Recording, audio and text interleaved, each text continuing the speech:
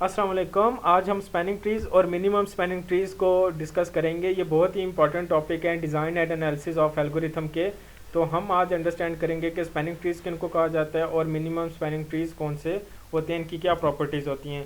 तो अगर हम स्टार्ट करें इनकी डेफिनेशन से, तो स्पैनिंग ट्रीज़ बेसिकली अ सब graph of a graph. Just like आपको यहाँ पे एक ये ग्राफ नज़र आ रहा है जो कि आपको दिया गया है, ठीक है। इसमें ये वर्टिसेस हैं ए बी सी डी ई।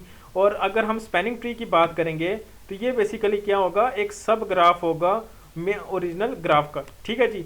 और स्पैनिंग ट्री बेसिकली सारी वर्टिसेस स्पैनिंग ट्री में सारी वर्टिसेस होंगी अपने ओरिजिनल ग्राफ की। जैसे यहाँ पे ए बी सी डी ई है, तो ये जो एक स्पैनिंग ट्री है इसमें भी ए वर्टिस है, सी है, डी है, बी एंड ई है।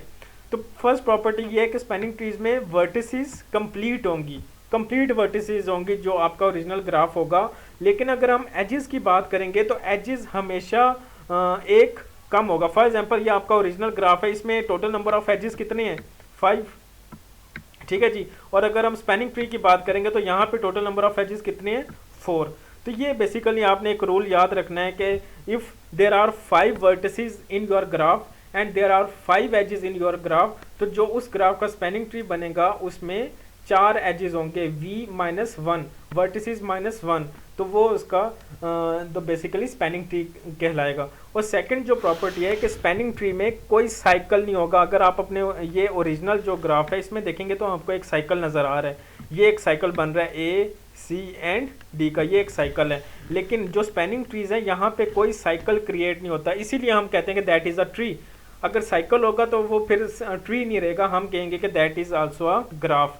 तो ये बेसिकली इसी तरह एक हमने सेकंड इसका एक स्पैनिंग ट्री क्रिएट किया और this is a third spanning tree. आप क्या कर सकते हैं, फर्स्ट टाइम हमने एक एज को रिमूव किया, ठीक है जी। ये जो ए से डी का एज था इसको रिमूव किया, तो ये यहाँ से, तो आपके पास एक स्पैनिंग ट्री बन गया क्योंकि साइकिल हमने रिमूव किया है। तो जो एजेस साइकिल क्रिएट करें नॉर्मली हम उनको रिमूव करते हैं। इसी तरह नेक्स्ट टाइम हमने ए और सी का जो यहाँ पे एज था इसको हमने रिमूव किया और हमारे पास एक स्पैनिंग ट्री आ गया। और उसके बाद हमारा जो एक एज था सी से डी तक हमने उसको रिमूव किया और हमारे पास थर्ड स्पैनिंग ट्री आ गया। तो this is all about spanning trees. इनको हम कहते हैं कि these are the spanning trees. Spanning trees basically sub graphs होती हैं जो कि एक मेन ट्री को रिप्रेजेंट करते हैं। अब देर इज़ अ क्वेश्चन कि how many spanning trees are possible. अगर आपको एक ग्राफ दिया जाए और आपको कहा जाए कि आपने एक स्पैनिंग ट्री को फाइंड करना है तो उसका क्या फार्मूला होगा। उससे पहले हम एक मज़ीद एग्जांपल देख लेते हैं कि आपके पास एक ग्राफ गिवन है जिसमें 5 वर्टिसेस हैं, ठीक है जी, A B C D E 5 vertices हैं। और एजेस का आपके पास ये सेट गिवन है। एजेस का मतलब है कि A B, for example this is A and this is B. तो इसको ये जो वर्टिसेस होगा ये हमने इसका एक अलहदा से एक सेट बनाया हुआ है ए बी का, फिर बी सी से कनेक्टेड है। तो नंबर ऑफ वर्टिसेस कितने हैं इसमें, 5। और नंबर ऑफ वर्टिसेस हैं तो फॉर स्पैनिंग ट्रीज हमें कितने एजेस चाहिए, 4। ये हमेशा फार्मूला याद रखना है कि वी नीड एजेस वर्टिसेस -1, ठीक है जी। तो 4 आपके पास एजेस आ जाएंगे। तो अगर हम समराइज करें तो spanning tree is a subset of G where V equals to number of vertices. आपने जो आपका स्पैनिंग ट्री होगा उसमें एग्जैक्ट नंबर ऑफ वर्टिसेस होंगे जो आपका ओरिजिनल ग्राफ है, ठीक है। लेकिन एजेस कितने होंगे, v-1, मतलब 4 एजेस होंगे या एक कम होगा। अगर आपके ओरिजिनल ग्राफ में 10 वर्टिसेस हैं तो एजेस उसमें कितने होंगे, 8 एजेस होंगे। अच्छा जी, अब स्पैनिंग ट्रीज की कुछ प्रॉपर्टीज हैं, इंपॉर्टेंट प्रॉपर्टीज। अब valid minimum spanning tree can not contain a cycle, जो हमने बात की है अभी। अगर हम स्पैनिंग ट्री में किसी एक एज को ऐड करेंगे या रिमूव करेंगे तो वो स्पैनिंग ट्री नहीं कहलाएगा, ठीक है जी। अगर हम एक एज को ऐड करेंगे तो वो एक साइकिल बन जाएगा और एक एज को रिमूव करेंगे तो वो कनेक्टेड नहीं रहेगा, इसलिए हम कहते हैं कि that is not a spanning tree. तो इसी तरह if there are V vertices, अगर 5 वर्टिसेस हैं आपके ग्राफ में तो मिनिमम स्पैनिंग ट्री में कितने एजेस होंगे, v-1। इसका मतलब है 4 एजेस उसमें होंगे जो आपका मिनिमम स्पैनिंग ट्री होगा। अच्छा जी, एक क्वेश्चन जो मज़ीद पूछा जाता है कि how many spanning trees are possible for a given graph, ठीक है।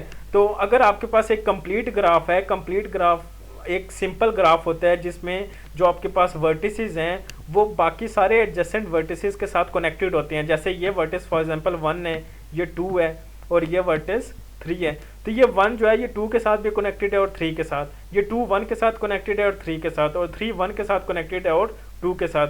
तो ऐसे जो ग्राफ होते हैं इनको हम कहते हैं that is a complete graph. तो अगर आपको एक कंप्लीट ग्राफ गिवन हो और आपको कहा जाए कि आपने स्पैनिंग ट्रीज या total number of spanning trees को कैलकुलेट करना है, तो उसका एक फार्मूला होता है। उसको एक बात याद रखनी है कि कंप्लीट ग्राफ को हम रिप्रेजेंट करते हैं के से, ठीक है जी। और इसमें नंबर ऑफ वर्टिसेस कितनी है 3, तो हमने इसको लिख दिया K3।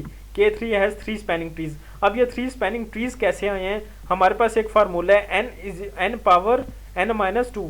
यहाँ पे हमारे पास वर्टिसेस कितनी है 3, ठीक है जी। अगर हमारे पास 3 वर्टिसेस हैं तो हमने बेसिकली 3 - 2 करेंगे, ठीक है जी। तो 3 पावर 3 - 2, तो हमारे पास आंसर क्या आएगा 3 आ जाएगा, क्योंकि 3 की पावर 1 होगी। तो हमारे इसका मतलब है कि हमारे पास पॉसिबल स्पैनिंग ट्रीज कितने हैं 3 हैं। तो ये अगर पॉसिबल स्पैनिंग ट्रीज 3 हैं तो हमने पीछे एक बात पढ़ी थी कि टोटल नंबर ऑफ वर्टिसेस, तो एजेस हमें कितने चाहिए होते हैं वर्टिसेस -1, मतलब 2 एजेस। तो हमने पहले इस एज को रिमूव किया तो हमारे पास एक स्पैनिंग ट्री बन गया ये वाला, ठीक है जी। और उसके बाद हमने नेक्स्ट वर्टिस को रिमूव किया तो एक स्पैनिंग ट्री हमारे पास बन गया ये, और नेक्स्ट हमने इस वर्टिसेस को रिमूव किया तो हमारे पास एक स्पैनिंग ट्री बन गया ये।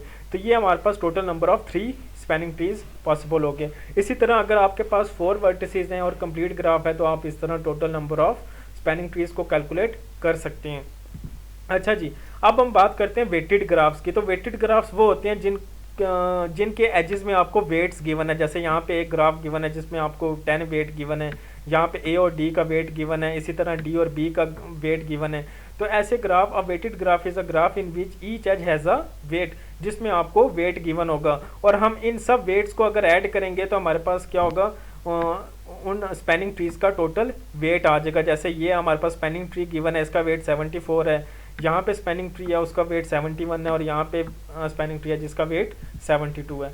अच्छा जी, तो मिनिमम स्पैनिंग ट्री कौन सा होगा, वो स्पैनिंग ट्री जिसका वेट सबसे कम है। यही जो एग्जांपल लास्ट स्लाइड में हमने डिस्कस की है, इसमें जो एक स्पैनिंग ट्री है जिसका वेट 71 है, इन ग्राफ्स में से सबसे कम जो स्पैनिंग ट्री का वेट है वो 71 है। तो इसका मतलब है कि ये जो स्पैनिंग ट्री है इसको हम कहेंगे कि that is our minimum spanning tree.